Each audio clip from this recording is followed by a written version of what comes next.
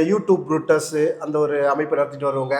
அதுக்கப்புறம் இந்த கம்யூனிஸ்டில் சில பேர் இவங்கெல்லாம் தொடர்ந்து இந்த மாதிரி ஒரு பதாகை இருக்குது, அதை வந்து நீக்கணும் அப்படின்னு சொல்லி போட்டிருந்தாங்க. அதில் யூடியூப் கு. ராமகிருஷ்ணன் வந்து இந்த பதாகை எடுக்கலைன்னா நாங்கள் வந்து ஆர்ப்பாட்டம் பண்ணுவோம், அதுக்கு மேலே வந்து பெரியார் படத்தை விற்போம் அப்படின்ற மாதிரிலாம் அவர் ஃபேஸ்புக்கில் போட்டிருந்தார்.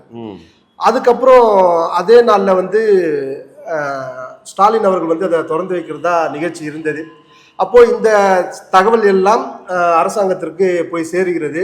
அவங்க பதட்டமாகறாங்க. அவங்க பதட்டமாயிட்டு உடனடியாக அதை வந்து மூடணும் அப்படின்னு சொல்லி பபாசி அந்த அமைப்புக்கு வந்து அழுத்தம் தராங்க.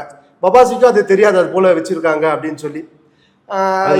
என்ன சரியா என்ன இருந்தது அதில் திராவிட இயக்க வரலாற்று புரட்டுகள் அப்படின்னு இருந்தது. அதில் இது வந்து ஏதோ தன்னிச்சையாக இப்போதான் அப்படி நடக்குது அப்படின்றது இல்லை.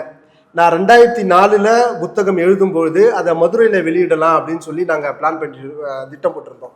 அப்போது மதுரையில்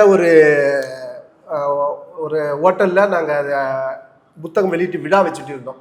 ஆனால் அன்னைக்கு சாயந்தரமே அங்கே திராவிடர் இயக்கத்தை சார்ந்தவங்க, கம்யூனிஸ்ட் கட்சிக்காரங்க எல்லாம் போயிட்டு அந்த ஹோட்டல்காரங்களை மிரட்டி அந்த புத்தகத்தை வெளியிடக்கூடாது அப்படின்னு சொல்லி பெரிய பிரச்சனை பண்ணாங்க.